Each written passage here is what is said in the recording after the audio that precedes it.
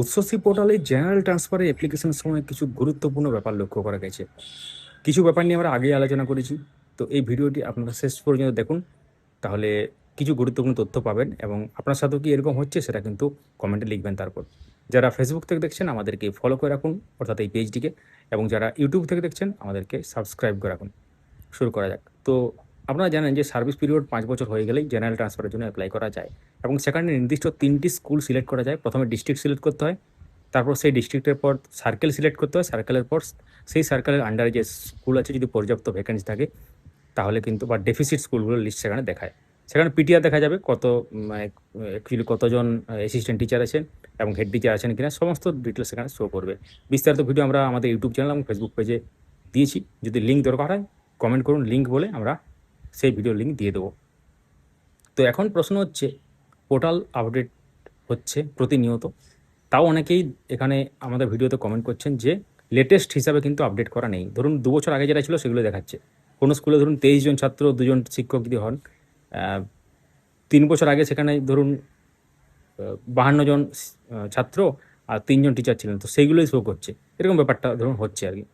এবং আরেকটা অবাক করা কাণ্ড, যেটা অলরেডি আমরা বলেছি একবার, সেটা হচ্ছে ধরুন একই জায়গা থেকে একই মানে সার্ভিস পিরিয়ড যার, তিনি দেখছেন বিভিন্ন আইডি আর কি, মানে বিভিন্ন আইডি থেকে স্কুল লিস্ট বিভিন্ন রকম দেখাচ্ছে। কোনো সার্কেলে কোনো একটা আইডি থেকে সার্কেল লিস্ট, মানে সার্কেল সিলেক্ট করার পর স্কুল লিস্ট দেখাচ্ছে না, মানে ভ্যাকেন্সি নেই, অর্থাৎ সেখান থেকে দেখাচ্ছে অ্যাকচুয়ালি।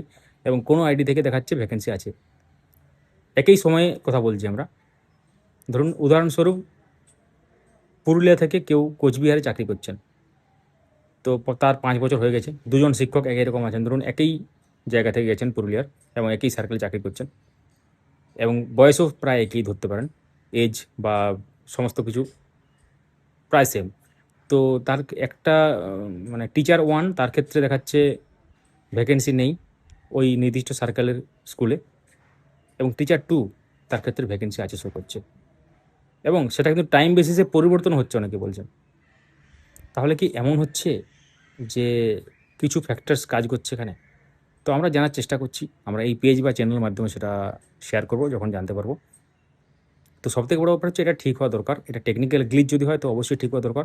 অনেকে অনেক রকম যুক্তি দিচ্ছেন। কেউ বলছেন যারা দূরে শিক্ষক শিক্ষিকা আছেন তাদেরকে একদম কাছাকাছি স্কুলগুলো দেখাচ্ছে না। এমনটা নয় আমরা মনে করছি, কারণ আমরা যেটা উদাহরণ দিলাম সেটা কিন্তু দূরের শিক্ষকই, কিন্তু দুটো আলাদা আইডি থেকে আলাদা রকম দেখাচ্ছে। ডিভাইস অনুসারে অনেকে বলছেন আলাদা দেখাচ্ছে, কিন্তু ডিভাইস অনুসারে মনে হচ্ছে ওরকম ব্যাপারটা নয়। আমরা টেস্ট করেছি ব্যাপারটা। তো আপনারা যখন অ্যাপ্লাই করতে যাচ্ছেন তো আপনার ক্ষেত্রে কীরকম কোনো সমস্যা হয়েছিল? বা পিটিআর নিয়ে কোনো কি আপডেটেড যে পিটিআর সেটা কি শো করছে না?